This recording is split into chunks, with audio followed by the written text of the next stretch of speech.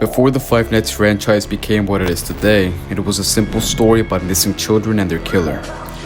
It was a time when the series was the scariest because of how much was going on and how little we knew. On top of that, our only sources of information were hallucinations and a sleazy employee that seemed to know a lot more than he let on. Having the only speaking role in the game, the fanbase would be quick to point fingers at him. Initially for a comment he makes in Night 1.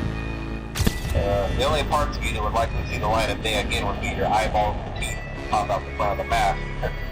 And they used to be allowed to walk around during the day too, but then there was the bite of 87. The bite of 87 Was that the bite of 87? was a complete mystery. People believed it to be Foxy for obvious reasons, but who was also suspected was Freddy. The app icon for Fnaf 1 is a picture of Freddy's face that when closely inspected has what looks like the prints of a child's hand. This made people believe that Freddy could be the culprit. Once you beat the main 6 nights, you unlock the 7th custom night, and when setting the animatronics difficulty to 1, 9, 8, 7 respectively, the game would crash, letting us know that there was more to this event, but it wouldn't come to light again until the sequel. And we're not done with Phone Guy yet, because as you know, he's brutally killed in Night 4. As nights passed, more and more hallucinations with clues about the missing children appear, and with his fate, Phone Guy becomes a suspect. This due to 3 things. The suspect was apprehended and then released, which would explain why the animatronics wanted to kill him. The killer used one of the suits, which Phone Guy being an employee would have access to. And following on the last point, Phone Guy talks quite a bit about getting into spare suits. I was wondering what was in all those empty heads. But without a doubt, the biggest enigma in the first entry was Golden Freddy. In your playthrough, there's a 1 in 100,000 chance that the poster in camera 2B would change to this yellow bear. And when putting the cameras down, you'd be greeted by this. Remember when I told you the game crashes when inputting 1987 in the custom night? This is how. This demonic entity brings rare flashes and screens into the game, the most known one being It's Me.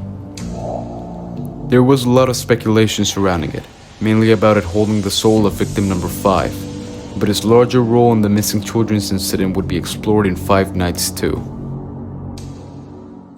Rather than being a sequel as teased, it was a prequel. This time around, Golden Freddy was withered like the other animatronics and it was included in Custom Night.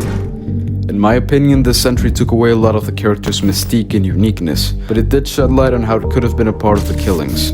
Drawings also showed him as a regular part of the restaurant, which tied to this game's mention of Fredbear's family diner. But this wouldn't come full circle until the 4th game.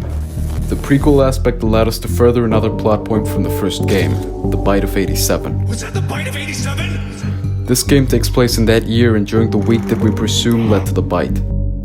In one of his calls, Phone Guy mentions an upcoming party set during the daytime after Night 6. We have one more event scheduled for tomorrow, a birthday. During Night 7, Jeremy, the character we'd been playing as, is replaced by another, Fritz.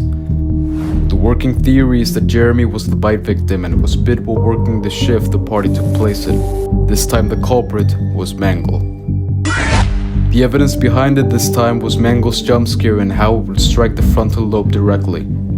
It's amazing that the human body can live without the frontal lobe. There was also a strange radio chatter that was assumed to be from Mangle contacting the police, as the toys had a built-in criminal database.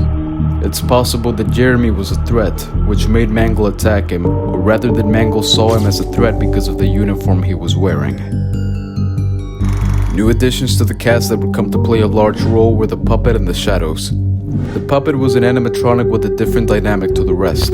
During the mini-games where we see the killings, it acts as the entity that gives life to the children as animatronics, and later comes back to haunt them in the pizzeria of the first game. Thanks to these mini-games, the killer was officially baptized as the Purple Guy, a name that would transcend everything in this franchise. It also added to the theory of Phone Guy being the killer, as the killer's sprite shows him wearing a badge and holding something that resembles a purple phone. The shadows, on the other hand, were dark counterparts to Freddy and Bonnie that would appear sporadically. The truth behind Shadow Freddy and RWQSFQ, whatever, more commonly known as Shadow Bonnie, is still unknown. Although they would make a return in the final game. That's final game in quotation marks. FNAF 3's questions started before the game even released, when the first teasers started to appear on scottgames.com. People had theorized and speculated about FNAF 2's teasers, but this time we were left scratching our heads. The teasers and trailers were full of the phrases alluding to someone still being here and always coming back, accompanied by a yellow animatronic who we thought was Golden Freddy. Later we found out it was a golden version of Bonnie, and that the phrases weren't about the suit or the character, but rather about the person who was inside, the killer. FNAF 3 ties things together, and for that reason it was the game that had the least unsolved mysteries at its time. It was meant to be a final chapter, and interestingly, when it came out, people thought it wasn't scary. And following what I said at the beginning, the more we know, the less scary the games become. FNAF 3 saw Purple Guy dismantling the animatronics, being cornered by the spirits and dying by the spring-locked costume. Then, come back while in Fazbear Frights, and finally die again by a fire that was supposedly started by the Night Guard. We still had a few unanswered questions like the nature of the phantoms, why Bonnie wasn't there, a few things about the training tapes and how Springtrap survived. But this was the fullest, most comprehensive picture of the story we'd had. It even offered a proper ending for the souls of the children, marking the final chapter of the original Five Nights trilogy, which in hindsight has become one of the most irrelevant parts of lore in the franchise. It's crazy how things change. Thanks for staying until the end. If you enjoyed this video, don't forget to leave a like, subscribe, and let me know your thoughts in the comments. I'd really appreciate it. See you in the next one.